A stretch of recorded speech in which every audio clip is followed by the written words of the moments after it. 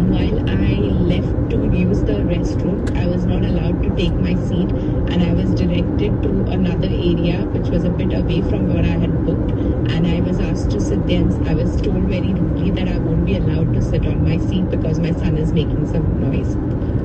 It's just absolutely heartbreaking. It really, really is, Jean. When it comes to staff training, we're seeing some really great work. And as I said earlier, we're seeing a lot of places here in the UAE, Green Planet comes to mind, Dubai Parks Resorts, who have been certified as autism friendly.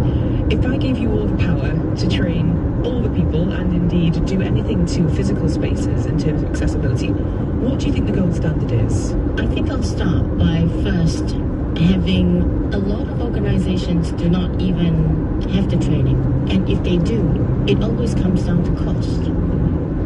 So they want you to come in to teach them to be inclusive, but then when you tell them there's a cost to it, because we are professional consultancy, they go, we'll come back.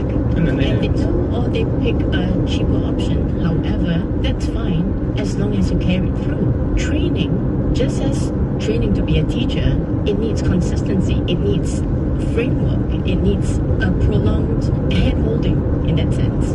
You can't expect to know what to do after 3 hours, can you? Of course not, because it's lived experiences. It's what you can't prepare for every eventuality. Adika, can I ask you, we were just talking and you explained so beautifully about how important it has been for you to join in meetups and doing everything, cake baking and CrossFit and swimming. When it comes to professional organisations, play centres, attractions, concerts we're going to be hearing about in a minute from Gareth, what would make a real impact to your family life and of course to Delia's enjoyment of the world? The important environment is very crucial because kids like them have some, limitations. From them, they're growing up and they see the world different from us, and they might have questions that they ask themselves, the differences.